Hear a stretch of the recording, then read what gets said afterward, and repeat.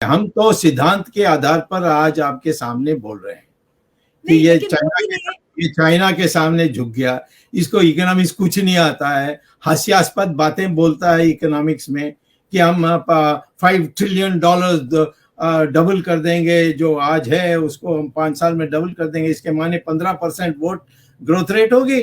इसको ये समझ में ही नहीं आती। फिर कभी 2ab A+B² उसमें 2ab कहाँ से आ गया? ये बच्चे लोग हंसते हैं, तो ये सारी चीजों में मैं नहीं जाता हूँ। फिर उन्होंने कहा कि भारत को हम 3 टॉप इकोनॉमीज में लेकर आएंगे। तो अगर आप इस बात को कहेंगे तो लोग कैसे विश्वास करेंगे? मोदी जी सब, क्योंकि मोदी जी की बात ही मानी जाती है। मैं आपके और आप जैसे लोगों का विश्वास पाने के लिए नहीं ट्राई कर रहा हूँ। मैं वही बोलता हूँ जो मुझे सच लगता है, और जो गलत बताए गए उसको गलत को गलत कहना।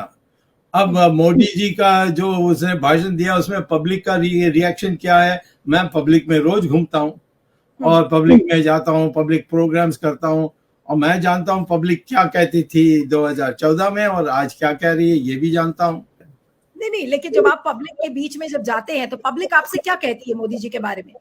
पब्लिक तो बहुत दुखी है, मध्यम वर्ग बहुत दुखी है, मजदूर घृणा है मजदूरों में, किसानों में गाली देते हैं। ये मैंने अनुभव किया है। आप लोग नहीं उनके बीच में घूमते हैं तो नहीं, इसीलिए आपको नहीं पता है। जाके पूछ लीजिए किसी किसान से कि आप संतुष्ट हैं, मजदूर से पूछ लीजिए आप संतुष्ट हैं, हमारी जो मध्यम वर्ग है उनसे पूछ लीजिए, आप सेठ जी जो खूब कमा रहे हैं उनसे भी पूछ लीजिए, वो भी कहते हैं पता नहीं कल क्या होगा, कोई रेड कि मोदी जी अगर वो तीसरे टर्म का आशीर्वाद लोगों से मांग रहे हैं, तो इस कॉन्फिडेंस का राज क्या है? मुझे आपसे ये जानना है।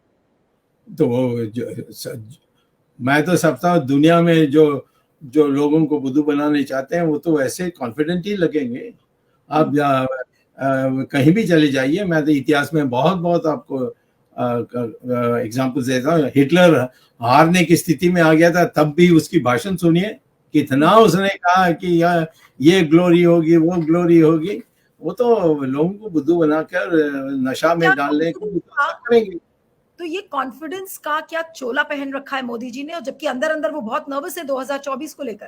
अब अंदर क्या है मैं क्या आपको बता सकता हूँ, ये ठीक भी नहीं होगा। लोग अब आप पूछेंगे आपको कैसा पता, फिर मैं नाम किसी का लूंगा तो फिर उसकी हालत बहुत खराब हो जाएगी। तो इसीलिए मैं एक अपनी राय दे रहा हूँ कि मैं समझता हूँ कि मुझे आज की परिस्थिति से घबराया हुआ है। मैंने तो कभी फाइनेंस मिनिस्ट्री मांगा भी नहीं मोदी से।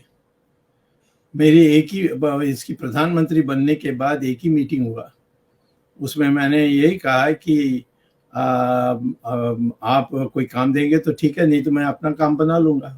नहीं, लेकिन उस समय अरुण जेटली को वित्त मंत्री बनाया गया था, तो उस समय नहीं, उस समय नहीं, मैंने तो कुछ मांगा तो नहीं था।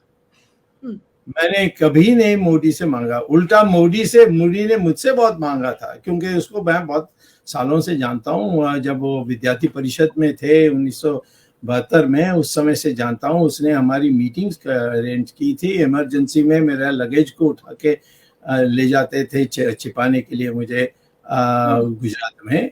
तो ये तो बहुत पुरानी रिश्ता है। और ये प्रधानमंत्री बनने के पहले कई बार वो फोन करके मुझे बुलाते थे, कई बार वो कहते थे कि आरएसएस से मेरा अच्छा कराइए, और मैंने जाकर मोहन भागवत से बात करके इन दोनों की मीटिंग की थी, जो कम से कम 6-7 साल से कभी मीटिंग नहीं हुई।